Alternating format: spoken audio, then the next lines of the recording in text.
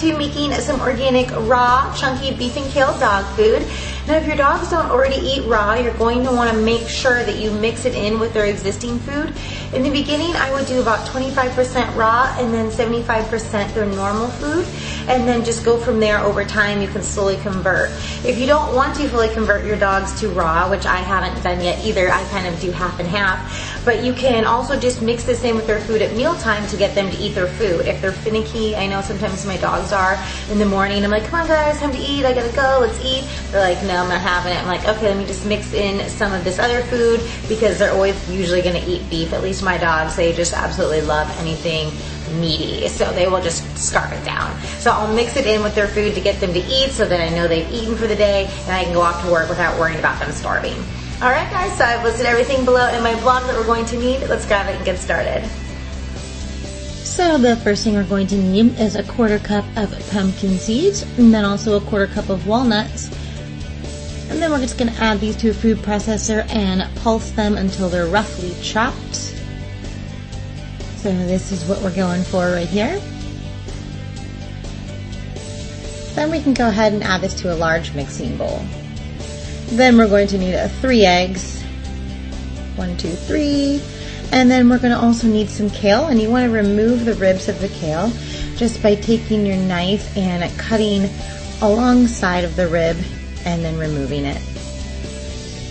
Now depending on the size of your kale leaves, you may only need 2 or 3. We are going for 1/3 of a cup chopped and packed into the little cup here, just like that. And then we can go ahead and add this to our mixing bowl.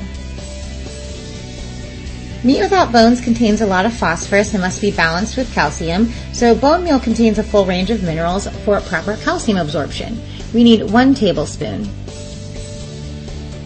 Next, we're going to need some organic, yummy, gooey tahini.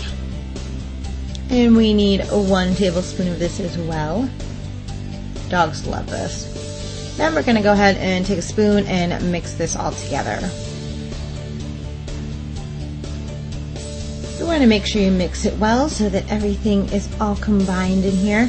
So it should look something like this when you're all finished.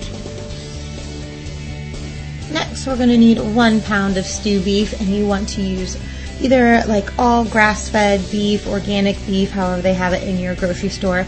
I find that the chunks the easiest to use. If you have a big dog, you may not have to cut these, but since I have chihuahuas, I'm going to go ahead and cut these down into tiny little pieces so that they can eat them.